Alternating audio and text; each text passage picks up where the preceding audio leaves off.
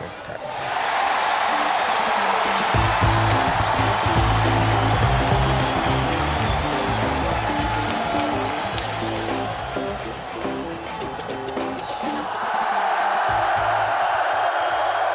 Hello and welcome to the latest Rob and Blakey Commentary Box podcast.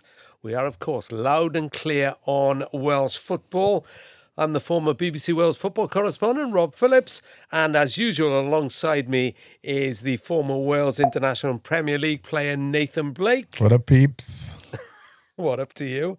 We're coming to you from the University of South Wales Atrium, where we're brought to you with the valued support of the journalism and media outlets. Tell your friends we're available on all social media outlets, Instagram, X, Blue Sky, Threads. Watch us on YouTube. Get us on all your usual podcast outlets, including Spotify. Please like and subscribe. If you've not seen or heard our exclusive interview with Swansea City manager Vitor Matos from last week, it's still available. Plenty of you have said you've enjoyed it. We appreciate that and Swansea's help in setting it up. If you've not seen it, watch, listen, like and subscribe. How did it go down? Like having a Cardiff boy in there? It went down really well, and one or two people did notice that Nathan Blake, Bluebirds legend, was sat in the home dressing room of Swansea City. They are very observant, our clientele. And we're going to have more on Swansea as we review the Easter festive period for all our EFL clubs, plus much more. But you will already know, if you're watching this, that we have another exclusive this week, because we're delighted to be joined by the Football Association of Wales Chief Executive, Noel Mooney. Noel, welcome to the Looking podcast. slick too. Thank you so much for having me on. It's a great pleasure, mate. Pleasure. Yeah, I feel great a bit to have rude you with on. the cap on. There we are. I feel a bit rude. The hat has gone. Yeah. It's the day after Adran Ramsey announced his retirement from all football. Worth recapping: 86 caps, 21 goals in the top 10 of both appearances and goals. Noel, you put a lovely tribute to him on X last night, praising his contribution. But you also said, I'm sure Aaron still has a huge role to play in the future of Welsh football. Carry on. Yeah, look, what a career he's had. Played for some great clubs like Arsenal, Juventus, and of course Cardiff City, where he made his name. Unbelievable player for Wales. And as I also said, what a wonderful person, just such a nice person, a great ambassador for Welsh football. So, like, he's at that stage where a lot of players get to, like Nathan would have been, of course, where you come to the end and you're thinking, what do I do next? Yeah. And, you know, he's starting his pro licence around now with the FAW. He's doing some work, I think, with Cardiff City, with the younger players at Cardiff City as well. So, like, I think this chapter for Aaron will be a very exciting one. At the FAW, like, it's a home for these players. The people who've played for Wales, it should be their home forever. We're not a club. You don't come and go. It should always be where you're from and what you belong to. And we try to reach out to players when they finish. You know, in the modern era, obviously, the players I've got to know, you would say to them, look, you know, how can the FAW help you? You know, whether it's coaching badges, whether it's something away from playing, how can we help you? And with Aaron, that conversation is open. And I know he speaks to Craig a lot, for example, and there's a lot of discussions around the players. So I think with him starting his pro licence, he's made his direction pretty clear that he wants to go into coaching, wants to go into management. Obviously, he had Cardiff City for a few games recently. So I think he'll be a fantastic coach. His knowledge of the game is fantastic. So that direction, if he wants to go in that direction, the FAW is here to work with him and to help him on that road, I would say. But we'll miss him as a player. I mean, his creativity. I remember a game against Belgium in the Nations League. I think Brennan Johnson scored the goal, but he did something at the edge of the box that nobody else could do. Just a moment, a flash of brilliance that he'd come up with. I'm an Arsenal fan as well, so I got years of watching him play for the Gunners. I met Arsene Wenger recently. He was here in Cardiff for the IFAB meetings around the laws of the game, and we spent some time talking about Aaron's impact on the side. What a great pro, what a talented player. And he was playing with some of the best players in the world and went toe-to-toe with the best players in the world. So we're delighted. Obviously, he grew up, he's from Cardiff. Cardiff City is a big part of their history and hopefully a big part of Cardiff's future and Wales's future going forward. Nathan, I was lucky enough to speak to Chris Coleman on the BBC yesterday. Yeah. In the wake of the announcement, and he described Aaron Ramsey as, in his opinion, the best Welsh midfield player that Wales had produced. where do you put him, and what are your standout memories of him? Either because obviously you and I were both at Euro 2016, where he ended up in the team of the tournament. Yeah, I don't think I'd put anyone above him in midfield, and I'd only say that in recent history. You know me, I always say you can never say who the greatest is or who the best is, but I don't think I'd put anyone above him, you know. And I think you got to remember how young he was when he started, when he broke into the first team. You know, we see 16-year-old now and we go, wow, 16. Well, Aaron was 17, right? Just turned 17. So he was that similar sort of age, but brain on him like a 30-year-old. And the biggest thing I'd say for me with Aaron was courage, because when you go into the first team, it's easy to get lost. It's easy to go out in front of 20,000 fans and get lost, but just never did. So, best memory of him?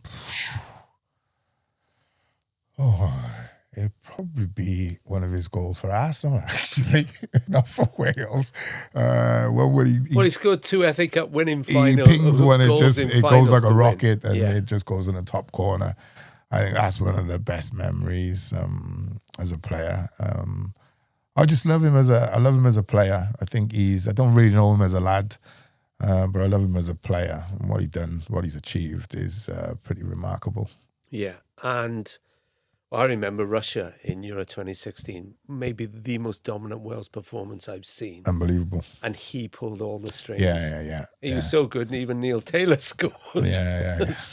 You're so cold. Yeah, no, but and I also saw Neil Taylor's goal for his club previously as well. So no, and I'm really pleased now that you're saying that there should be a place for him if he so desires. He may want to go into a club. He may want nothing to do with football, but you'd like to think. Do you know what I'd hope though? So many top players fail in management.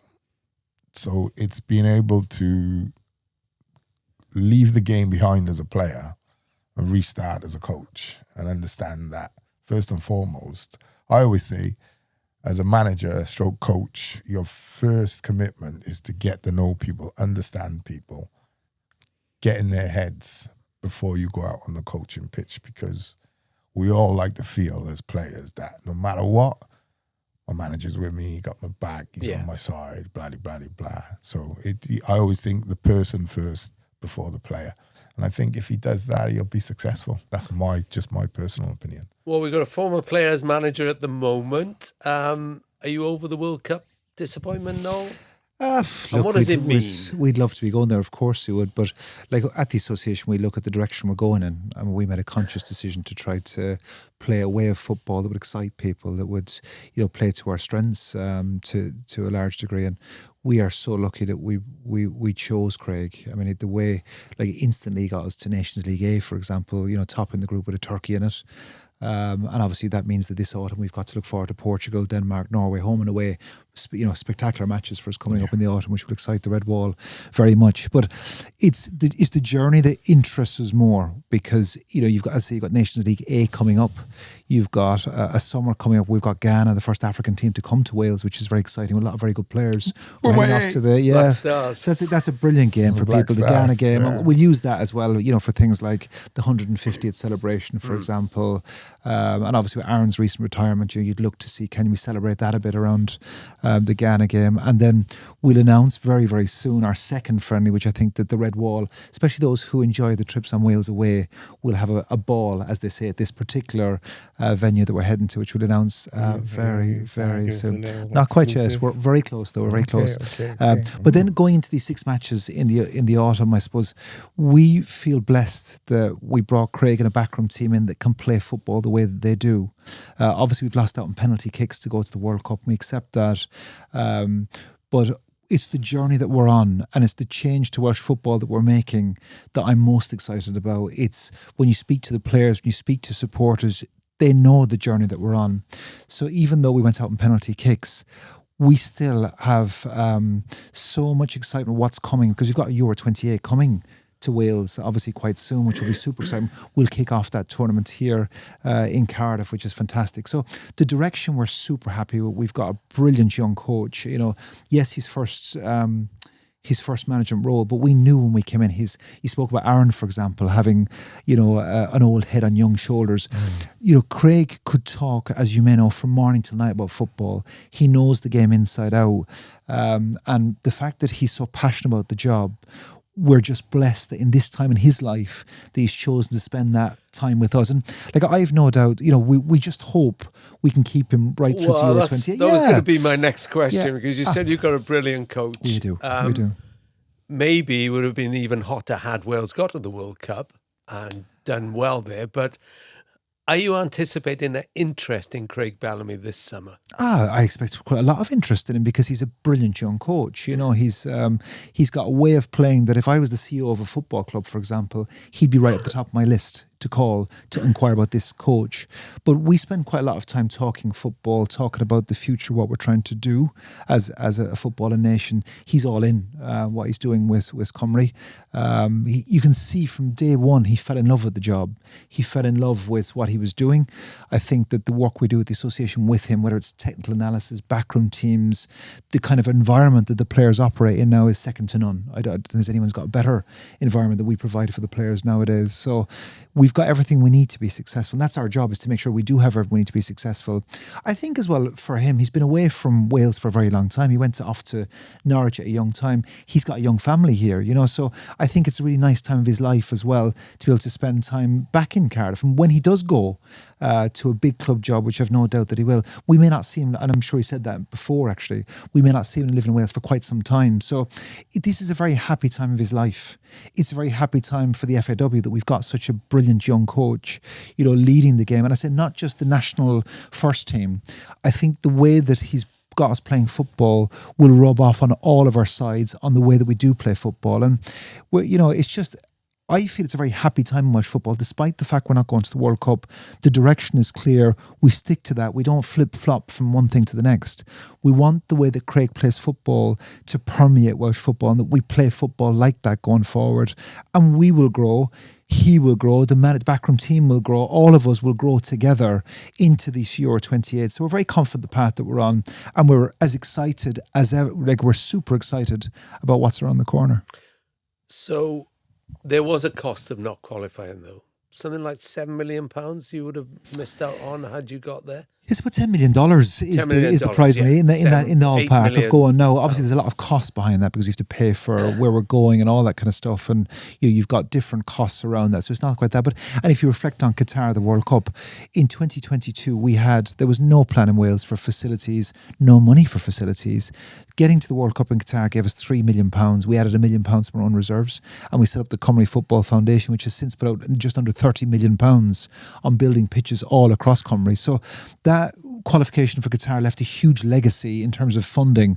Not going to the World Cup in America, funnily enough, we wouldn't have had anywhere near that kind of profit, if you want to call it that, from this World Cup, because the costs in America are extraordinarily high. There's a lot of discussion with the associations, with FIFA around that, for example, about the costs being so high. So we wouldn't have had cost of tickets. Is certainly one thing. $6.5 the other day instead of 1.5. So you're saying there are no implications financially? There's implications, and it's not just the money we spoke about there. It's the knock-on effects, partnerships and sponsors and so on that kick in when you are going to World Cups in America and Canada and Mexico. Of course that helps. But at the same time, we're clear in our long-term business plan. This June we'll announce a new 10-year plan for Welsh football in our 150th year. So we've got a business plan that sits behind that. So we're clear in what we're doing financially.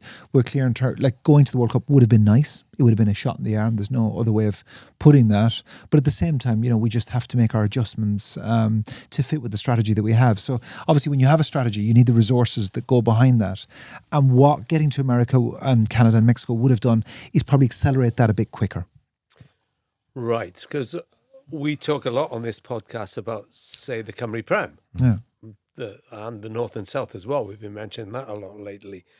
So you're talking about changing, and Nathan gets very vexed about this, asking the question, what can we do more to enhance the Cymru Prem? What can we do more to enhance the Adran leagues? Because we've had Jane Ledlow in, we've had Sian Cousins from the FAW Wales talking about women's football in Wales. That the World Cup exit has no implications for the investment you've earmarked for that? The investment we have for the league is really exciting. That was earmarked quite some time ago. So, when you're leading an organisation, you're looking at strategy and so on. You look, where are we today and where do we need to be? And the analysis of the Cymru Premier Division, certainly when I came in, was not great, to be frank. The quality, the crowds, the finances around it were not great. So we made a conscious decision, knowing that the FAW itself don't get any return on this because any money we make goes back into the clubs and goes back into the game itself. But we really felt that it was now the time to invest in our domestic product. Yes, our top cities play in the English system, which is a godsend, as we've discussed many times before. The players like Aaron and that it produce for us over the years. Look at the players that Swansea City have produced for this current Wales national squad. Unbelievable. That's a godsend. But we still have a duty as an FAW to deliver for our own domestic leagues. And the Cymru Premier was the first place to start for us. Very low coefficient in Europe and so on. Handicapped by the fact that our top cities play in a different country, which is very rare, which is quite pretty unique. But we looked at what we have, and we know that we've got a great football country here. We know that we've got an opportunity to build something much better than it currently is, and we've put about €6 million to which is UEFA funding, which is earmarked for us anyway. It's not contingent on us qualifying for things or not. We've put that towards facilities, so you'll see with the under-19 Euros that will come up very soon in June, July up in the north. Caernarfon, which had this huge Leaning Tower Pisa type pitch, will have over £1 million has been spent to get that pitch right.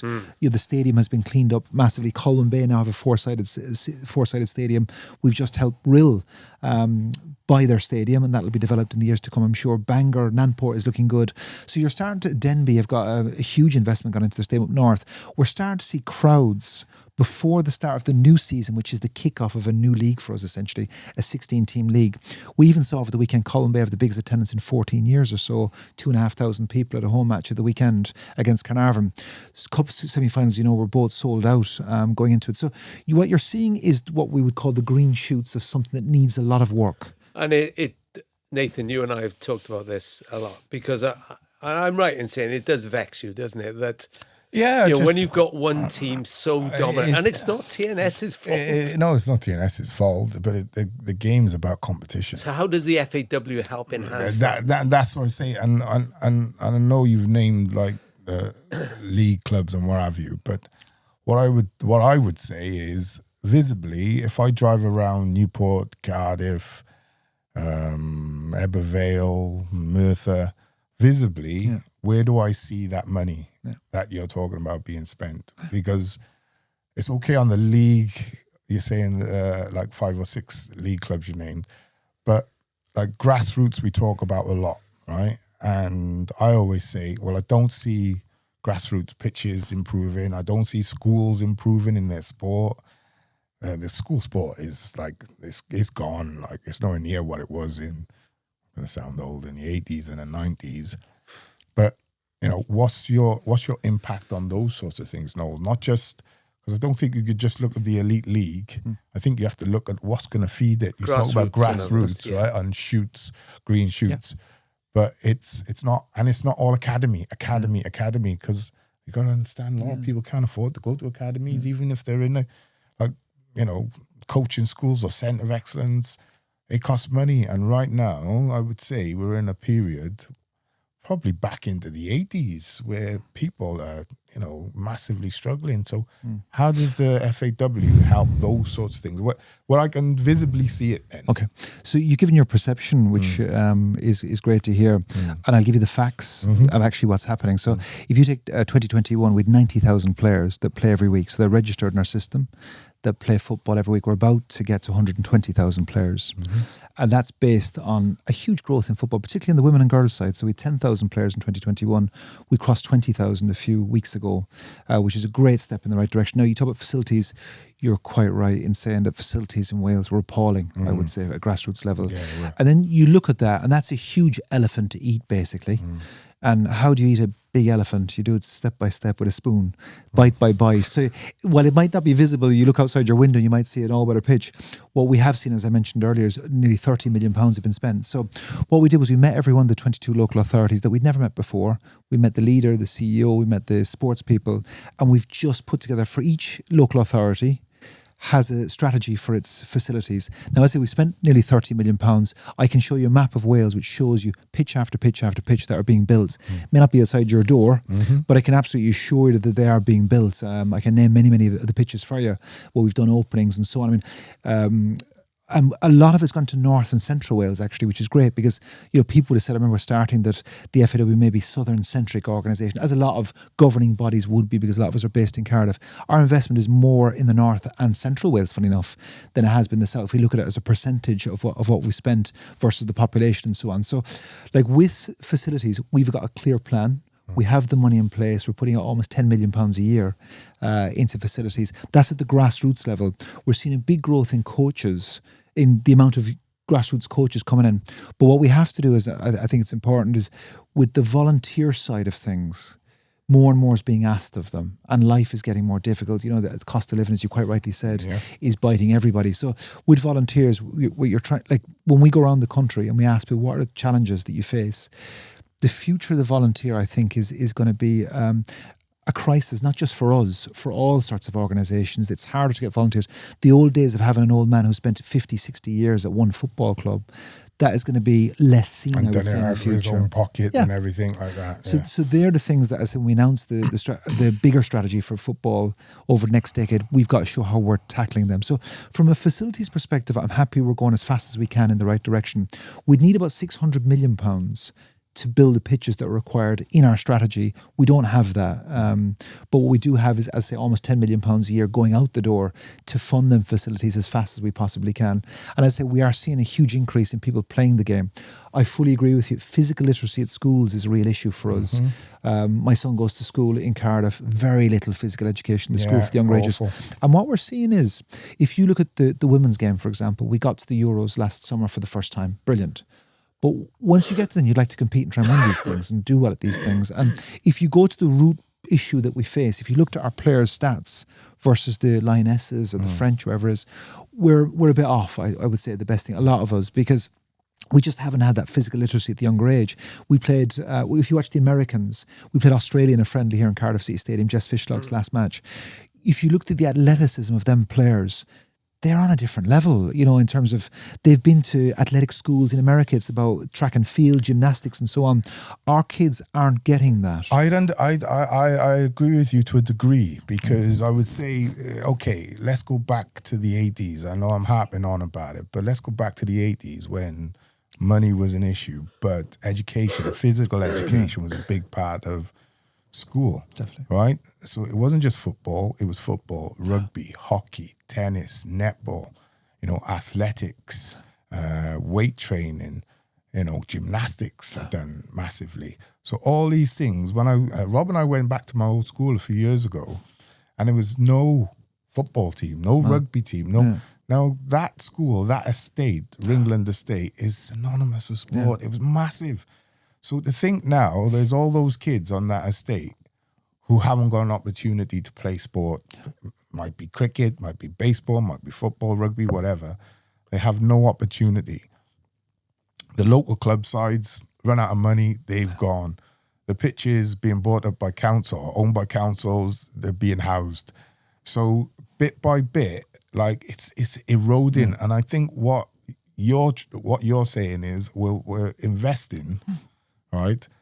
But I would say, well, you need to come underneath where the children are and like get into like the 6 to 8 year olds to get them the opportunities to get into sport, because you might not be interested in sport, football when you're 7, 8, 9 years old, but if it's there and you can access it, it might be 10 or 12. Do you have access to power? Okay. In other words, the Welsh government to say, look, we can do so much, but what are you going to do about not the just education? That, I would say as well, if you look at a place like Port Talbot and what's happened in recent years, right, with Steelworks, like investment needs to go into those places, right? Because it's like you look at Merthyr, when the mines shut and things like that, the valleys, like we just don't sort of invest in future and hope and creating sort of opportunity.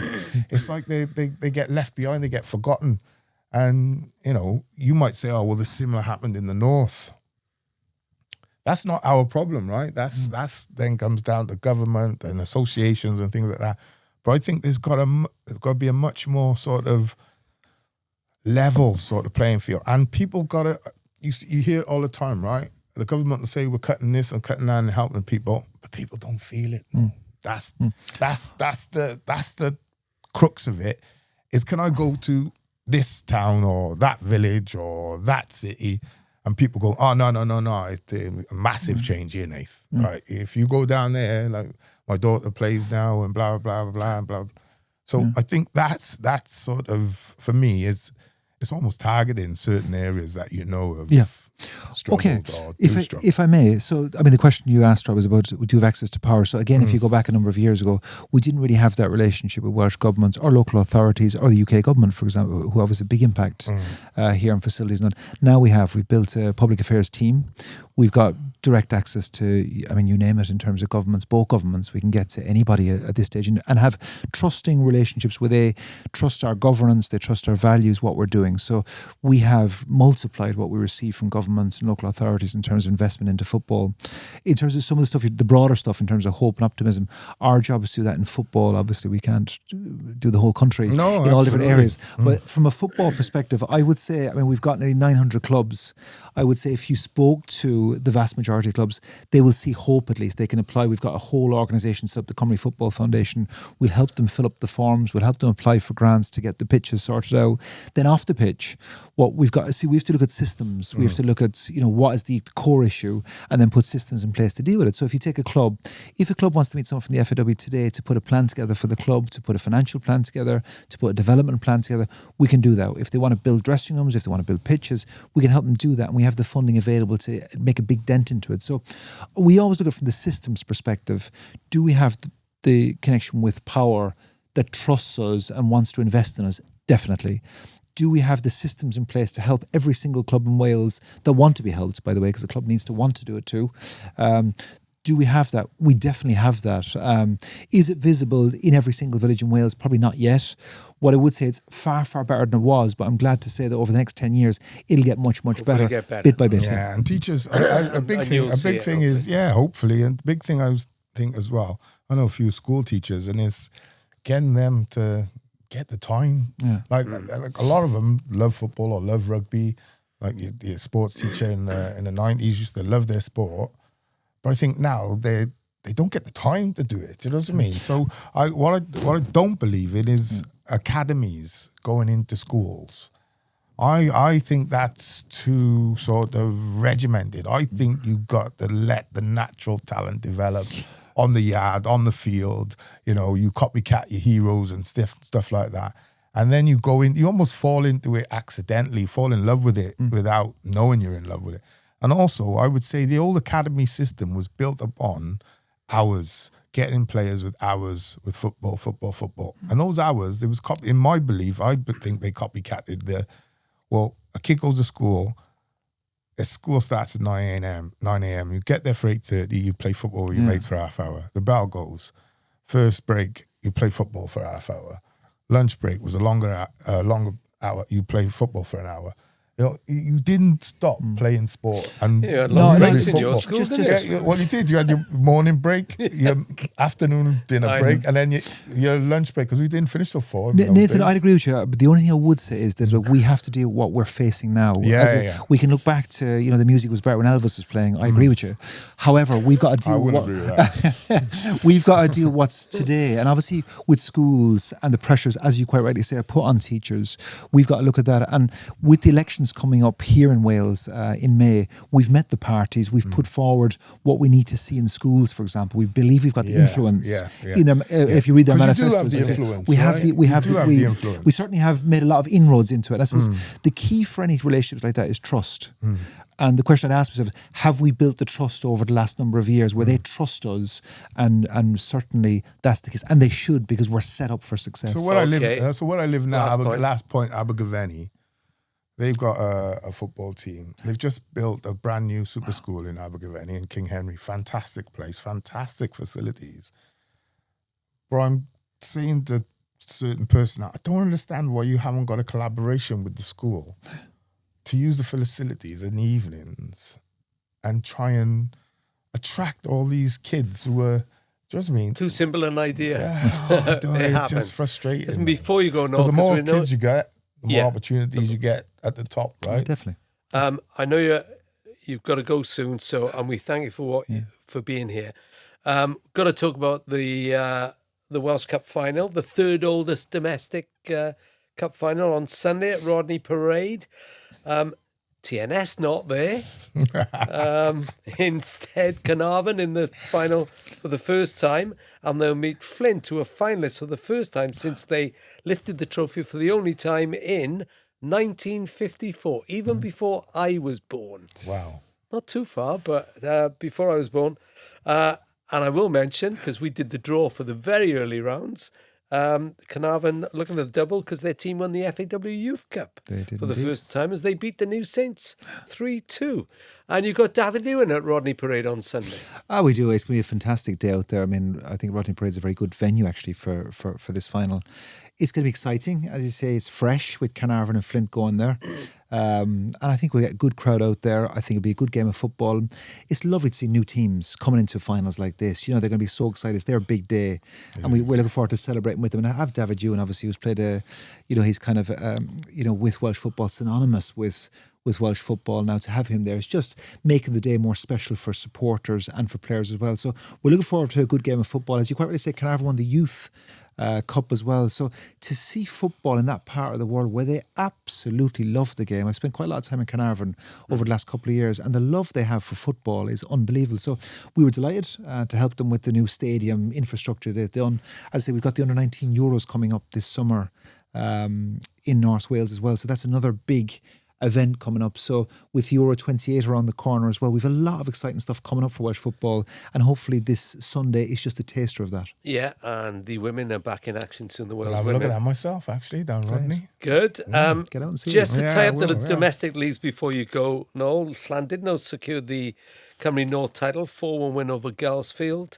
And 24-year-old boss Jordan Hadaway, you were talking about young coaches coming through, back in the top flight for the first time in 7 years, providing they get their tier licence very quickly. In just a few words, when are they decided? There's meetings around today actually. Enough. Right, now, okay. There's still appeals that they can still appeal if someone doesn't get licensed or so on. But I mean, for us, we talked about infrastructure earlier, helping clubs. We've got a future growth fund, for example. If clubs are on the precipice of getting promotion, nobody wants to see any leagues decided off the pitch and not on the pitch.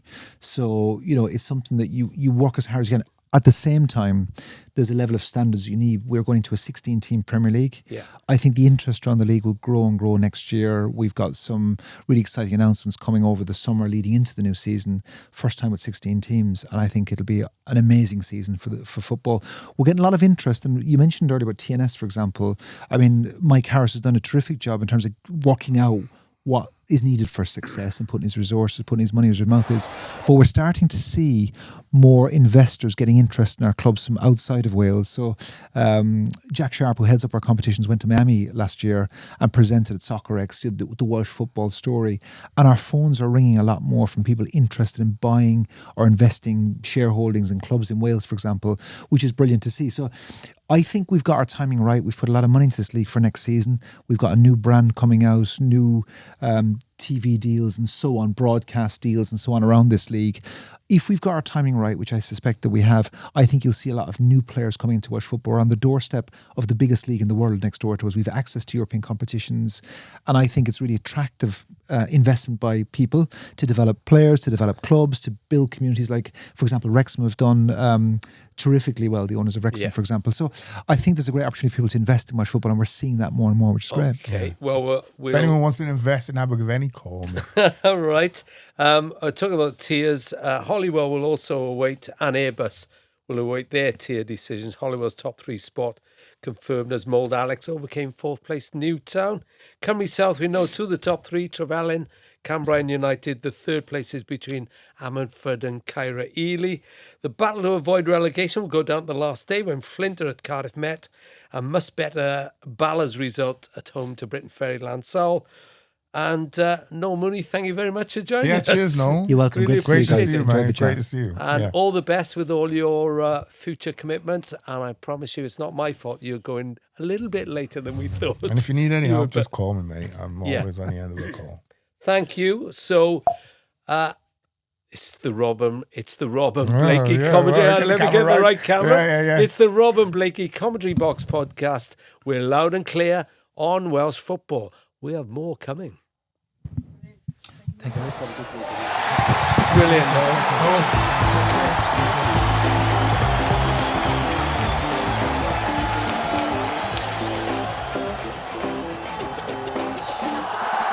And welcome back. Well, I'm sure you enjoyed the contribution of Noel Mooney. That was It was interesting, good wasn't to it? have him on board. Came out with one or two little gems, as he normally does, to be fair.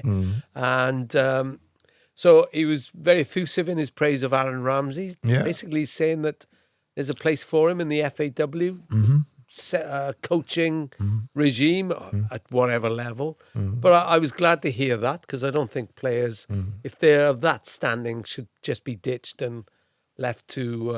It's nothing to do with your standing. You know, I think that's the problem. You know, it's the more famous you are, the more opportunity you get. I don't think that's how life should work, to be honest with you. I think no matter who you are, I think No, I mean his contribution if you've to played for Wales. Wales, I think, and you wanted to go through the system, I think then they've got a duty to help you. I think that's something I've always looked at the Welsh FA and been sort of mildly critical of. It looks to the superstar, and you know, I don't think that's right, because then you don't get the best person for the job. And he was also very open with his praise for Craig Bellamy, but also said he expected interest in the Wales manager this He summer. was selling him. I mean, any club watching. I was gonna say to him, bro, you trying to get rid of him or what? Interesting point of view, though. Yeah, I mean, he was. I suspect there would have been lavishing. more interest had Wales got to the World Cup. Yeah, listen, I think that's what I think. I wouldn't be wrong in saying most fans. Listen, if you take the football or the qualification, so you take Rob Page's football and qualifying for World Cups and Euro, or Craig's football and not qualifying, I think most fans would take the qualification and go into the tournament, because ultimately that's what you're there that's for. what Yeah. Craig's there for, right? And I think the way we didn't qualify was a kick in the stomach. Let's be fair. Yeah. It was, you know, and we've been there before. We've come close, and it's not quite happened. I think the beauty of what we see, we've got Craig now, who's playing some great football. He just needs to get over that line, and I think he will. I think the Nations League will be a big sort of challenge for us. That's going to be a It's real a eye tough opener. group, yeah, but that's what you want. That's Yeah, what he wants. That's what absolutely, we yeah. want, right? Yeah. As fans, we want to go up against. It's the only way you get better. Yeah. You know, if you keep TNS, if you keep beating everybody because you're better than them, it removes competition. You know what I mean? You've got to climb that ladder, mate. And that World Cup disappointment, I tried to push him on how much it would cost. And obviously he was quite upfront about, well, you lose this much money because you haven't qualified. But actually the implications are more of interest to me. And in the end, he did say, well, you're losing sort of potential sponsorship and commercial opportunities by not being at the World Cup. Yeah, but so there is a cost to be paid. absolutely. Well, I think we all know that. That's obvious, right? And you can go into the World Cup as well. But, you know, if you've got common sense, you'd have a contingency, wouldn't you? You don't just think to yourself, oh, like, I've got this money, I'm just going to spend it because I know we're going to the tournament.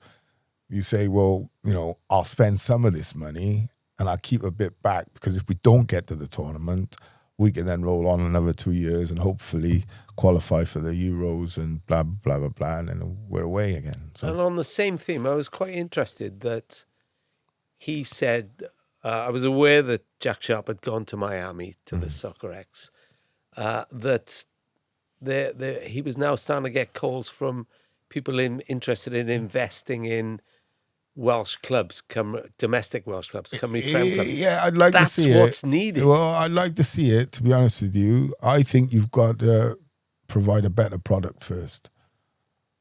That's just it's not coincidence why like Americans, Chinese, Saudis, you name it, Qataris have all invested in the Premier League. You invest in it because it's worth 100 million, but it's going to be worth $1 billion in the next 10 years. That's the sort of thing that people don't invest in. Well, except that, all I'd say is they need to. This is just my opinion. I think you need to raise the profile and the quality of the competition, and that will attract more investors. What I would say is these Welsh clubs have access to European competition, which majority of English clubs. But I would counteract are that. Nowhere near. Yeah, but I would counteract that by saying, how long has that been going on? No, it's been going on a long time. But right. then, but how many people have come in and seriously invested in the Welsh? Well, League? Mike Harris. One. Yeah, and my point. Do you know what I mean? My point is improve the competition, improve the product, and it will attract investment. Yeah, that's just what I think. We'll see if the next season the 16 team top tier works. Yeah. Loads to talk about after the busy Easter weekend and festive period. Wrexham. We're recording this on Wednesday. Huge setback to their playoff hopes. They're still in it, though, aren't they? Night. Yeah, but for They're those 6, they play Southampton now, aren't they? They played last night and got beaten 5-1 at home. I didn't see that result. They got. I've had some great family news. I can't share it with you, but I've been off. Well, I can tell you, I watched the Wrexham game last night. Yeah. And it's their heaviest defeat of the season, their worst on home soil since losing 7-2 to Gateshead in 2011. And Southampton now go up to 64 points above so they've them jumped off them. on goal difference, 10 goal difference. But they've played a game less as well. They are on a formidable run. Yeah, when you think at the start of the first couple of months, they were looking like they were going down. Yeah. And my worry with Wrexham is that on Friday they were 2-0 down. Running out of steam. To Sheffield United, had to come back from 2-2.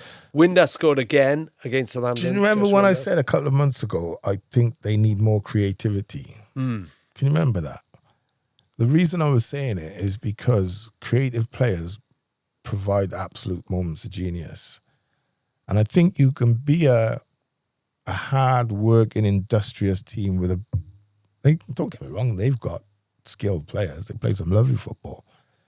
But I think that creativity is where it makes a difference. I look at playing at Bolton with Per Franson and Alan Thompson, really creative. Scott Sellers, really creative. Michael Hansen, really creative. But then if one of them was injured in midfield, we had John Sheridan. Shez was like a magician with a ball. He was unbelievable. Pick passes out of that you think he hasn't seen. You make a move and the ball arrives. So I think and can score unbelievable goals. I think that creativity is what Wrexham lack in their sort of squad sort of assembly. I think they need more players can get you off your seat. Right, and I know it's difficult. I mean, they're not out of the. No, they're not out of it by any means. And I've got them still back because I think, I think they'll probably just miss out now, but it's not over. No, you know what I mean? Well, they go to Birmingham on Sunday, and I was one of the few saying I think they get in the playoffs. Yeah, you and were. To be fair, if they just miss out, then I still round of applause them. Great season, right? Next season, like I said. Add a bit more depth to that squad. I would be looking for striker and wingers who can really destroy you with pace and athleticism. Defenders who've got athleticism and creativity in midfield.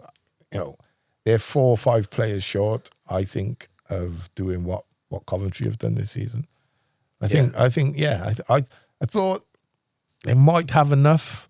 I think they got plenty of striking options. I think what's hurt them is probably going deep into the cup as well.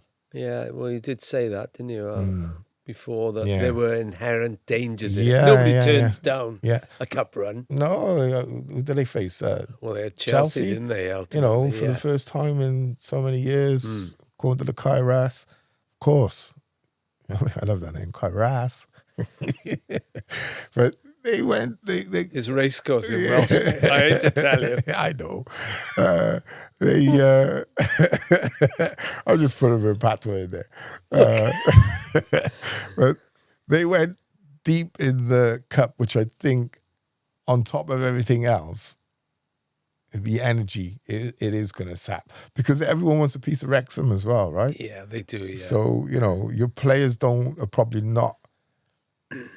I mean, it might be an afternoon here or an afternoon there, but over the course of a season, it adds up. It's been brilliant, no matter what. Yeah, As you say, they're not out of it. Yeah. Just to go through it, Millwall 4th, 72 points. Hull City 5th on 68 points. Southampton now 6th on 64 points. Wrexham on 64 points. Derby on 63 points. Norwich on 58, who inflicted defeat on Millwall over on, I think it was Easter Monday. From behind So as Wrexham well. got Birmingham away this Sunday. Stoke City 12 noon on the April the 18th. Oxford away. Coventry away. Middlesbrough home. I would say that is a fantastic run-in. I think all of those are winnable games. What do you think, Coventry? Well, they're likely to be up by then, aren't they? Ding, ding, ding. Is that what you're thinking? Ding, ding, ding. Yeah. Sometimes I can read your mind. It's a bit worrying for me. I look into your mind, I get really worried. Look do I. Yeah. But Middlesbrough will be battling for it. But no, we shall see. Middlesbrough gone. Middlesbrough as I said, I think Middlesbrough got no chance of. I'm only joking, Matthew. there were no, yeah. One of our people, Matt, is a Middlesbrough fan. I should say that. Tell me why they always blow up at the end, though, Middlesbrough, with the investment. I mean, I know I'm digressing a little, but that club just doesn't make sense. They get to a certain point, then they blow up every time. But anyway. You can chat with that Matt after this podcast. Yeah. Because we've got to move on to Swansea. Yeah. 2 draws on the weekend for Swansea. They fought back from 3-1 down to draw at Sheffield United 3-0, which I thought that was a really good decent result. Point. And then they draw 2-2 with Middlesbrough, the aforementioned Middlesbrough, on Easter Monday at home. Belter of a game. Yeah. Terrific match. And Jan Vipotnik had a penalty against the Blades and 2 against Borough. 20 league goals for the season. He's the first Swansea striker to hit the magic 20 league goal mark since Joe Pirou did it in 21-22 when he got 22 goals. And last month, as we've talked about, they put Vipotnik on a deal till 2030, which is sensible going. He just keeps scoring. Listen, I always say, if you've got I think I've said it recently, if you've got a great striker, you've got someone who can get you goals, you gotta keep that player if you're serious about going forward and building and getting back to the Premier League. Swansea, I don't think they've. Galbraith, another very good player. So he's out for the rest of the campaign. I mean, they're not going to go up this season, right? No, I'm talking more next season. Yeah, I think you've got certain attributes in place already. Your recruitment, oh man, frustrating recruitment is. Get your recruitment right and you're in with half a chance. Well, you say that on our exclusive interview with Vito Matos, which is still available on Spotify and wherever you get your podcasts. He was nicely saying we're not tough enough. Well, he was saying, I thought really interestingly, that he wants championship-ready players. We're not youngsters. Physical. They may be young, but they've got to be physical. Know the league and play a season in the championship, right? He was very clear on that. Yes, and it was a nice way of saying what I think we've been saying, or I definitely been saying, that Swansea lack punch, they lack physicality. Do you know what I mean? And I think that's what he's basically saying. And I think their recruitment is probably among the easier. Never easy. You might say wrong word, but you know what I'm saying. Easier, because your hardest thing is find goal scorers. Not goalkeepers, not centre-halves, not centre midfield. Your hardest thing in football is to find a goal scorer, and you've got one. Do you anticipate interest in him in the summer? Oh, I'm surprised he signed. I'm shocked he signed. I really am. I thought you sit there and you almost force Swansea into having to take 20, 30 million, whatever it is for you, right? But the fact that he stayed there and committed, now I would say if you as a club don't commit to him and the club and try and really go for it, you have to push. You have to push, and sometimes it might be the financial side you have to push. But he's committed to them to say, right, let's go for it. I think they got to go for it. Yeah, and you liked what you heard from Vito Matos, didn't you? Yeah, he's a nice guy. He's only young, isn't he? He's only a babby. He's a nice guy. But he seems to know what he football. wants. Yeah. But you have to. I think you have to. I think there comes a stage where you have to be able to directly tell someone that, right, if you're not doing it, I'm going to tell you directly. Yeah. Right? Nowadays, there's very much, you cover your players, right? I always say, publicly, the players are never wrong. In the dressing room is a different thing. Well, I did ask him if he shouted, because I know he does. Because it's so close to reception, the dressing room, that you can. And that's what I would say. Yeah, he was reluctant to say anything bad. I love that, reluctant to say anything bad about anybody. You tried to push him on it a couple of times. I've heard you outside and all that, right? But he just moved it over. But I think, like I said, he was gently acknowledging, like, we need more physicality. Yeah. More strength, more aggression in our game. Yeah, and the good news is that Adamida hit the back of the net on his return from injury as well. So Swansea 15th, 5 games to go. Leicester away on Saturday. Leicester City, my word.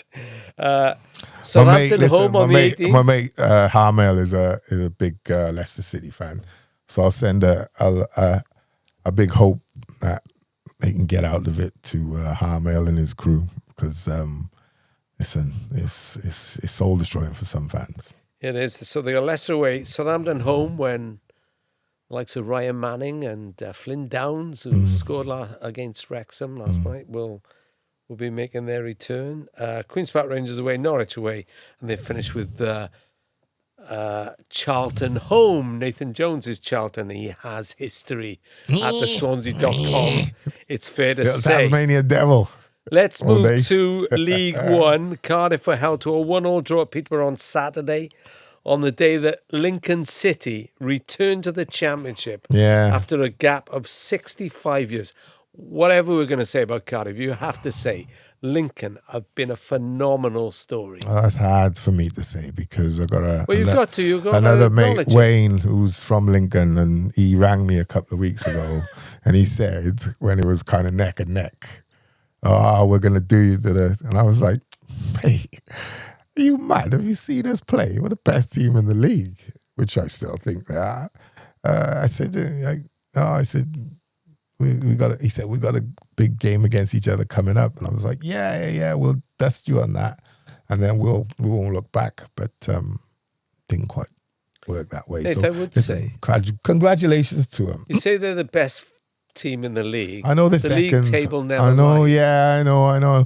Footballing wise, if I could pick one game and put it down, I don't think you'd be picking anybody else. Then that's what I'm trying to say. Although maybe a little biased. I once said that to Graham Potter, and he said, "Yes, it does." What's that?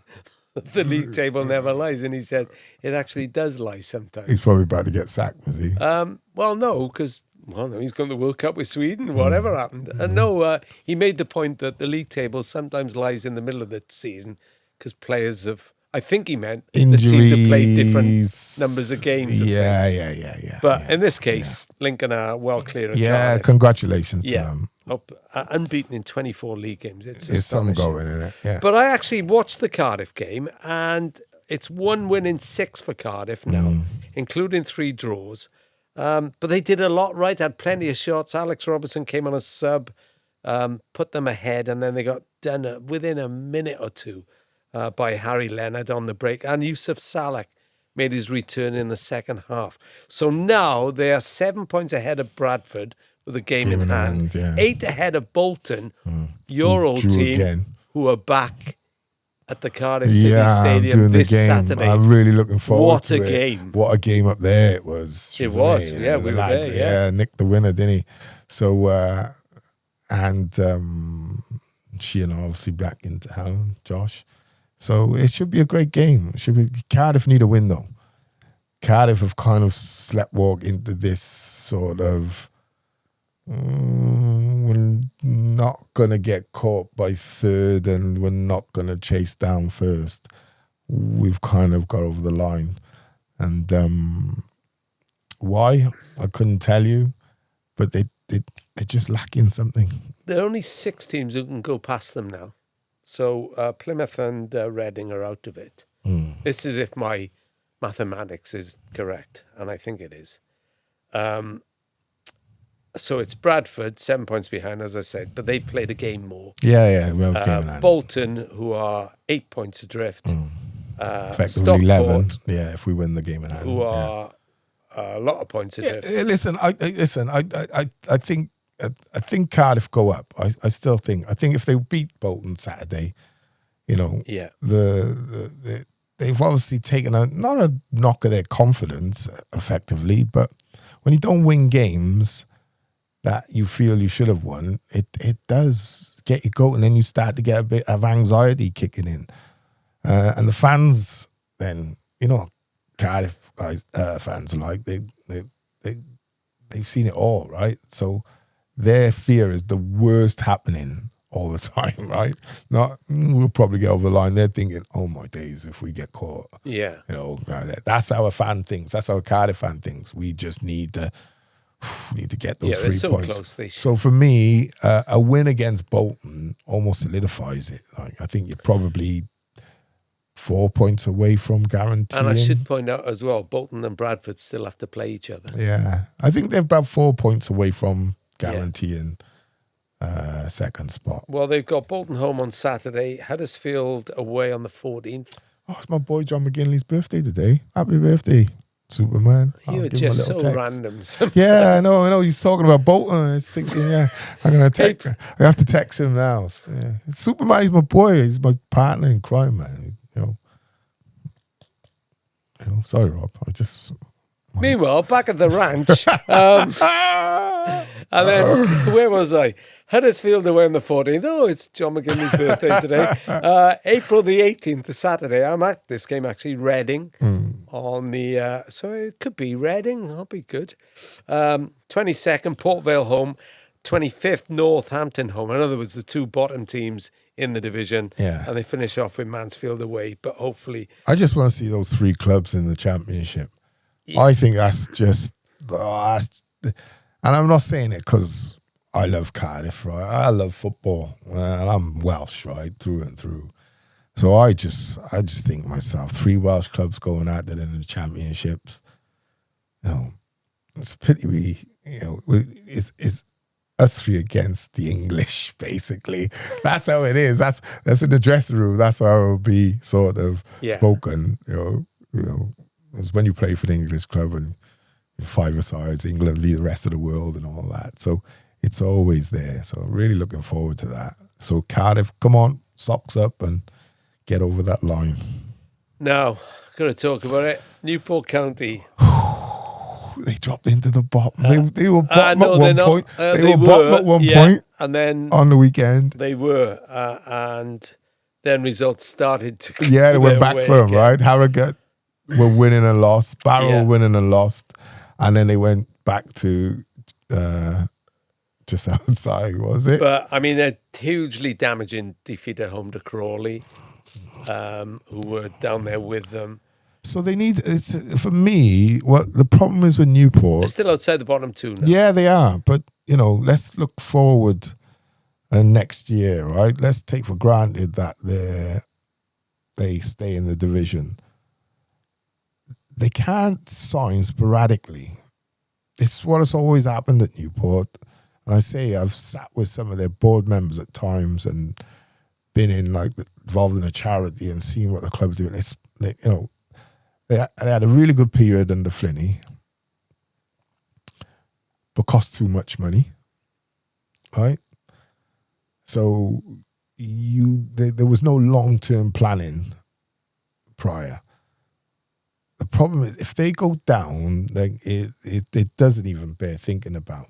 But they have to get the philosophy we used to speak about at Cardiff all the time, right? BBMs come in and introduce a philosophy of football. Few fans are nervous, but they love the way they play. Yeah. Right? They introduce a philosophy because what's happened is Fuchs has had to come in and basically simplify what they're doing because what they were trying to do, they couldn't do. So they've had to simplify the game. First, get your philosophy. What kind of manager you want? Fuchs is going to stay there. What kind of manager you want? What kind of football do your fans like to watch?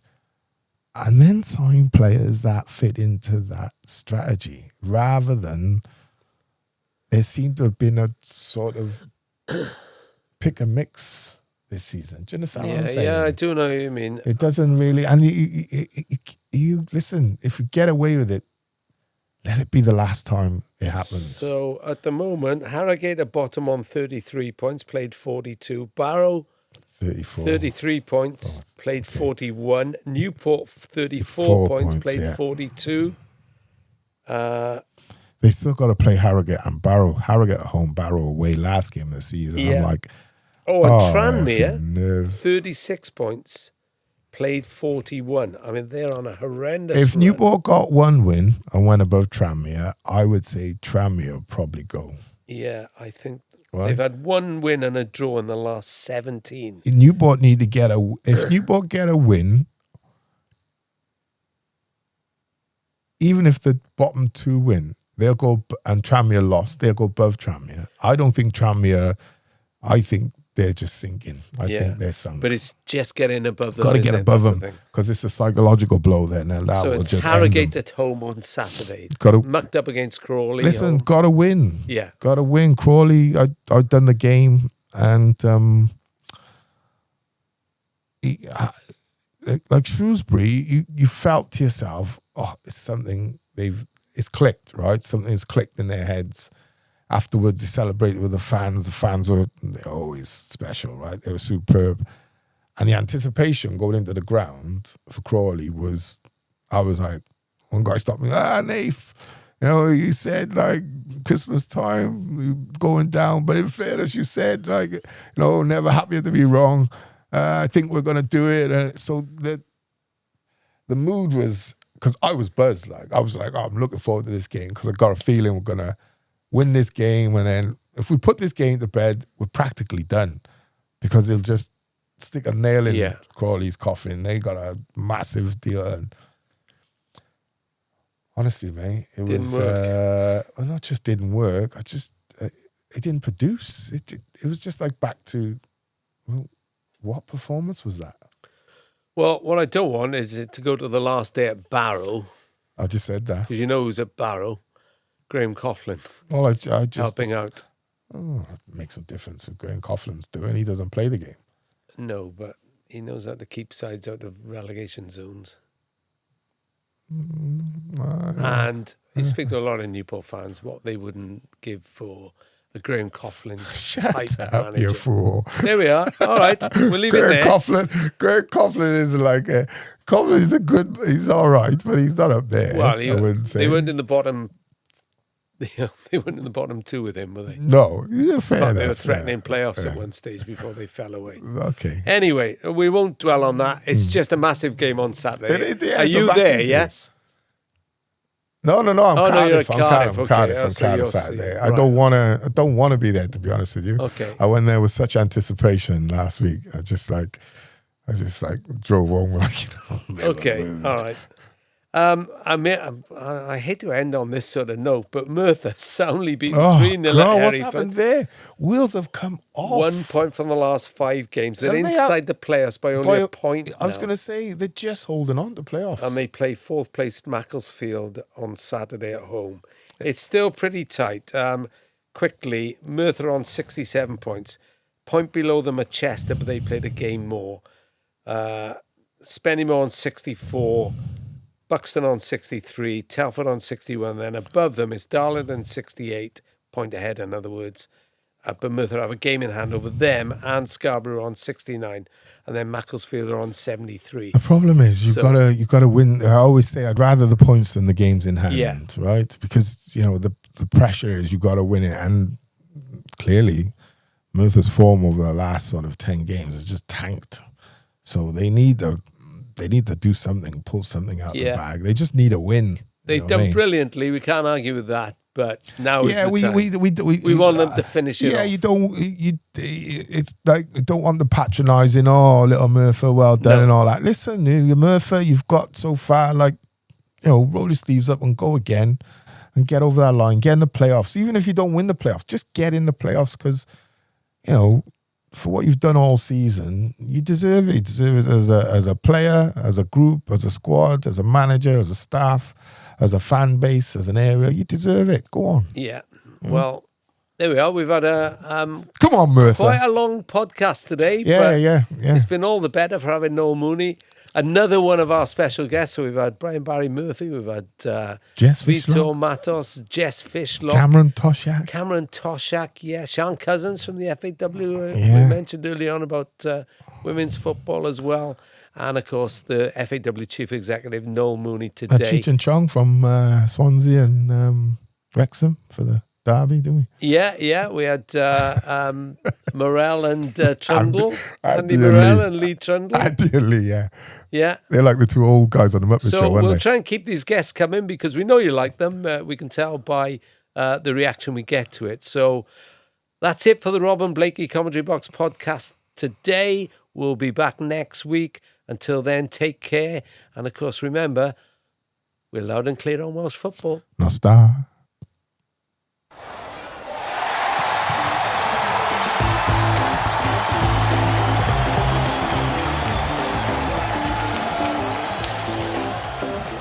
We covered a lot of ground, didn't we?